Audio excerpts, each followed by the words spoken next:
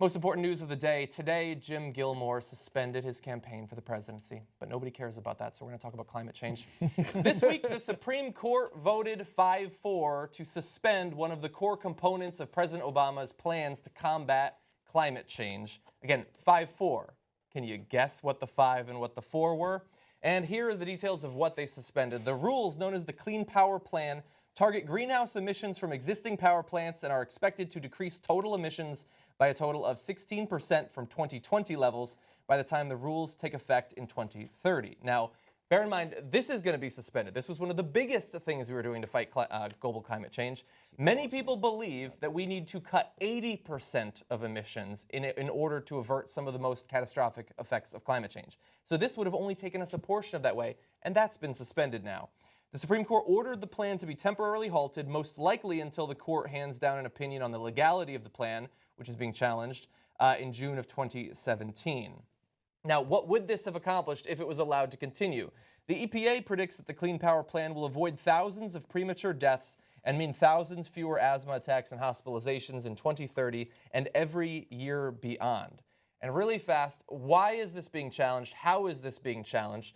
Well, it's not based on what I would call the merits. It's based on some legislative mumbo-jumbo of dueling amendments seemingly disagreeing on whether the EPA can actually regulate carbon. So there are already elements of the EPA that allow them to specifically regulate and try to get rid of certain components of pollution that go into the air.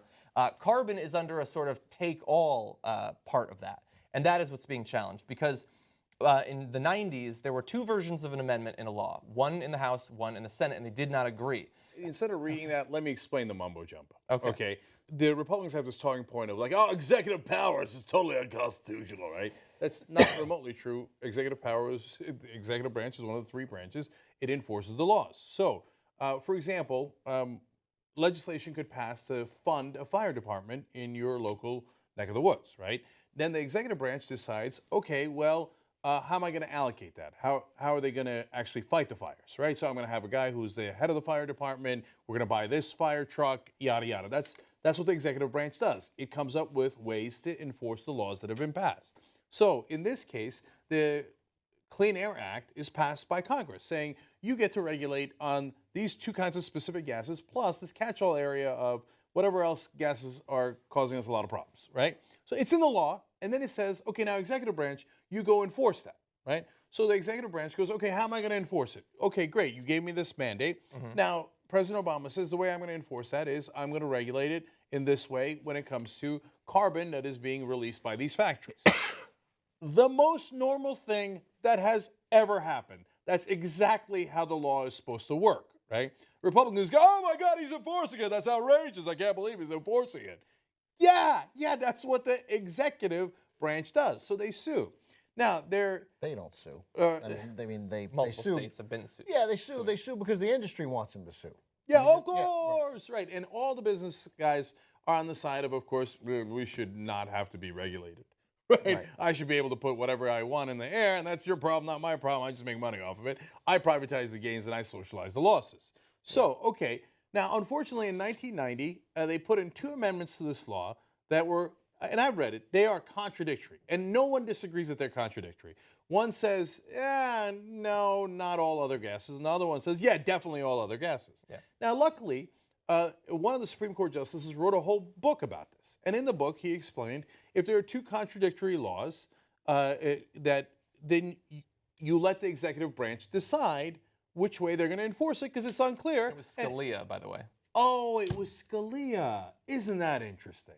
Now Scalia turns around and goes, yeah, but it's a president I don't like. So ignore my book.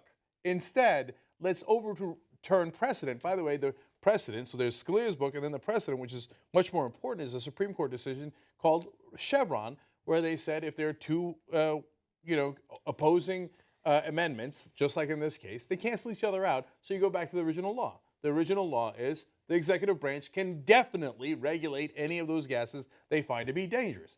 It's an open and shut case. In fact, the lower courts ruled it open and shut. The Supreme Court, in an unprecedented move, said, okay, even though the lower court has said it, now the Supreme Court overturned lower courts, they do all the time. That's not what's happening here. They're saying, even though the lower court said that it's totally fine, I'm going to suspend the law until we decide the case several years later, while they get to put all that stuff into the air in the meanwhile, right? And try to win But the it's president. only And they get to make that money in the meanwhile. And by the time that this case is decided, we'll have a new president who might be a Republican. Yes. So that part is unprecedented. They never suspend a law if the lower court has said it's fine. Well- if the lower court says it's not fine, they might sometimes put a stay on it and say, hey, don't put that into effect They yet. did it in January of 2001. That was the other time. That was the other time they did it. time where it was 5-4, and it might have been a little political back then, too, on Bush v. Gore. You know, I'm reminded again, I'm trying to say this in as many shows as possible, that great quote from Barney Frank, former Congressman Barney Frank. You know, people are always talking about how horrible politicians are. Sometimes the electorate is no great prize either. This is what you get, America, when you, because this could have been avoided. Obama wouldn't have to have been seen as making an executive action on this if we had a normal Congress that would have passed a law, that would have come together and would have come out of the Environment and Public Works Committee, and they would have passed a law eliminating one of those amendments, making it clear, and giving the executive authority to do it, leaving no ambiguity whatsoever and no grounds for the Supreme Court in any way. But we can't do it. The reason Obama had to act was because it was inconceivable that those congressmen which you elected, of which what, like 67% of Republicans were elected in the last 3 elections, or Tea Party guys. They are dumb. They are ignorant. They do not understand how the country works. They've been sold a bill of goods from the coal industry on how the environment should be regulated. And you elected these guys, and now this can't happen. There's no reversing this. There's no fixing this now, because the only way to fix it would be if Congress quickly now passed a law to get around what the Supreme Court just did. But that's inconceivable because you can't pass it in the House. But think about how much they cheat, and by the way, even if you're a Republican voter, how much you should be disgusted by your Republican representatives. Because Ben made a great point. If the Republicans who control the House and the Senate wanted, right now they could pass a law saying, hey, you know what? You're not allowed to regulate those gases, so we're overruling you because we're passing a new law. They have every right to do that. They can't do that. They can't win on that because they are gridlock. There's no compromise. There's no nothing. We can't get anything done. So they go, oh, God damn it, we can't win the regular way. All right, well, it's a good thing we have 5 corrupt Supreme Court justices. Just have them rule our way. And one final thing about this, that it's amazing. So, you know, the case that decided the Affordable Care Act was actually constitutional? So the conservatives are theoretically really mad about that, and some of them are actually mad. But Justice Roberts, the Supreme Court Chief Justice, decided, no, this law is constitutional, because it most clearly is. It's not like he's above politics. But in that decision, he put an Easter egg. And he put in a little provision saying, oh, by the way, we get to decide which executive branch actions are following the law and not following the law in a way outside of our previous decision in Chevron. So he snuck that in so that he can come back and then in a case like this go, well, I told you in that thing, hey, you like that decision I made on healthcare, right? But in that decision, I said I get to overrule Chevron and say you don't get to do any regulations. And by the way, that decision, understand what's actually going on with the Supreme Court. That decision that upheld the Affordable Care Act upheld us all having to buy from private insurance. Yes. The Chamber of Commerce was not opposed to that. The Chamber of Commerce loves it when you deregulate.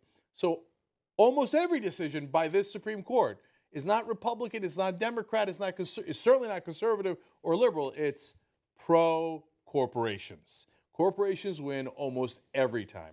Read your history. In 1971, Lewis Powell writes a memo for the Chamber of Commerce saying, hey, why don't we just corrupt the Supreme Court? And then we'll get all the decisions on our side. And you know what Nixon does? He goes, great idea. Lewis Powell, you're on the Supreme Court. He nominated him on the Supreme Court. He's the guy who was the deciding vote to make sure that corporations could put money into politics, right? And from then on, the Supreme Court has been corrupted and ruled and basically taken over by the corporations.